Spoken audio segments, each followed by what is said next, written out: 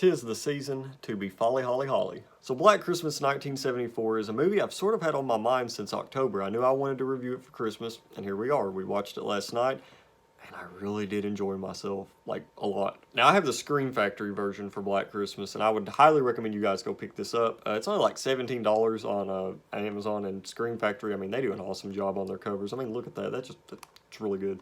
So a lot of people think that Halloween done it first, and I would say Halloween was the slasher film that definitely made slasher films really popular. I mean, there was maybe like 2 slasher films that came out in the 80s after Halloween, and by that I mean like 2 million. But you got to think too, before Halloween, there was movies like Texas Chainsaw Massacre, 1974. There were films like Psycho, and there were films like Black Christmas. And I honestly, after watching Black Christmas, I would probably have to say Black Christmas probably does it the best. And what I mean by that, dare I say, is how realistic it is. Now, what I mean by that is the directing. The directing in this film, I would probably almost go as far as saying is phenomenal. I would really say it is pretty much phenomenal. It really is. What they do, and this is a sort of an issue with a lot of slasher movies that come out nowadays, is instead of like, if I had to give an example, imagine, you want to buy a car, and instead somebody throws you in the car and puts a big rock on the gas, and your car just drives off with you, and they're like, there you go, that's your car. But instead, Black Christmas is like going out and just shopping for a car. You're just going around looking at the car, you're like examining every detail. That's what this film does. They will linger on shots, and they will let you look at them, and then you'll notice things. Honestly, I would probably compare it to Lake Mungo, except this movie is more, it tells you more than Lake Mungo does. For instance, and I won't get into any spoilers, but I will talk about certain scenes. There's a scene at the beginning of this movie, and this is back to sort of the car examination, where you're sitting there, and this woman's getting ready. In the background, you have the guy, the stalker, POV cam, and he's looking through sort of this like a protective wrap, I guess, that goes over clothes. I guess that's what it was. But you see him, and he's looking at the girl. Then it'll show the girl again, and then you can sort of see his face through the wrapper, and it shows that. Now, if this movie would have came out nowadays, which it actually is next week, but if this movie would have came out nowadays, it probably would have shown him running through there and like chasing her, and that's just not... It's not fun. It is for some films, but this film is really tense. It's really freaky. It's really suspenseful, but yet so calming. And I think that has a lot to do with the Christmas atmosphere. And I would strongly recommend watching this film with just the Christmas tree lights. That was probably the best way to do it. Get you some hot cocoa, sit back, relax, put your feet up. Yeah, that's the way to watch this film. So what you have is you have a film that is like every other typical slasher in a way. And you have a film that's calming, yet suspenseful.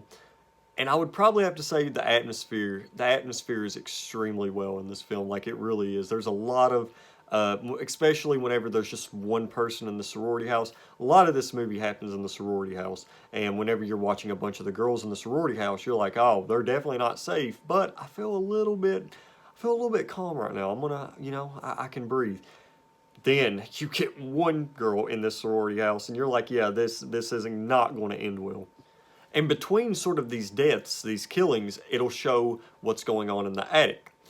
That's I feel like the attic is watching all those are key moments, because in the attic, it's just, it's like down below you have the real world, and then up in the attic, you've got this killer's world.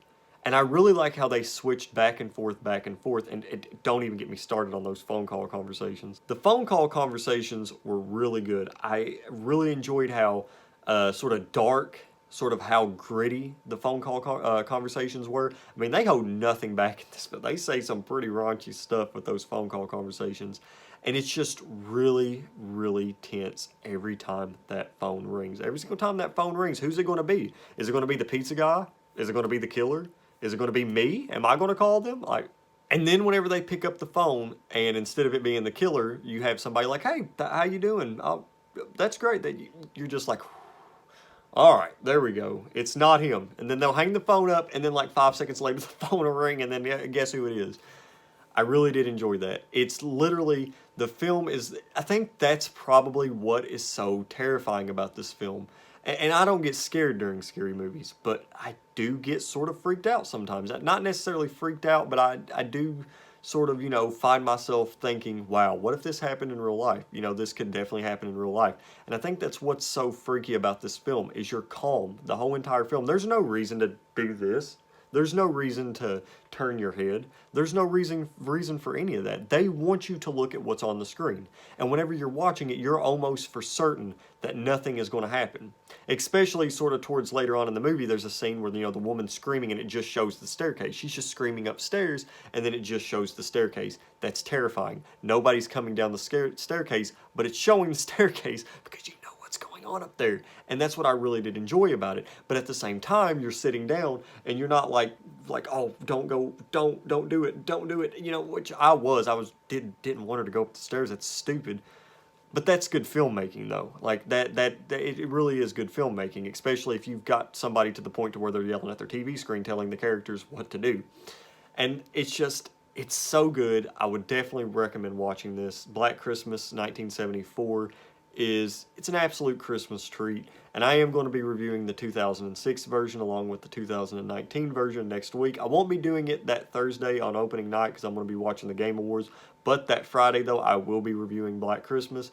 And I'm not really looking forward to it, I'm not going to lie. But I actually do have sort of an interest to watch Black Christmas 2006. So I'll definitely bring that review here in a couple of days.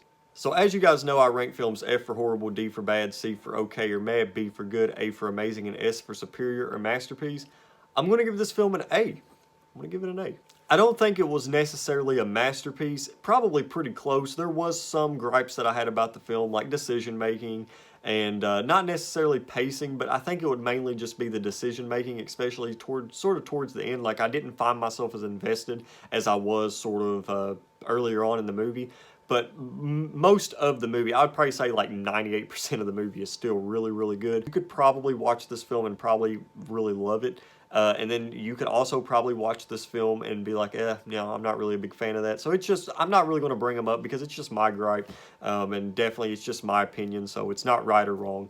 But yeah, either way, I would definitely still recommend watching Black Christmas. So let me know in the comments below what you guys thought of Black Christmas 1974. And if you guys could subscribe, it'd really mean the world to me. I'm almost at 500 subscribers, and I really do enjoy making videos like this. And also, if you guys want to check out my first ever novel, I Wish I Never Knew, links down in the description below for the paperback copy.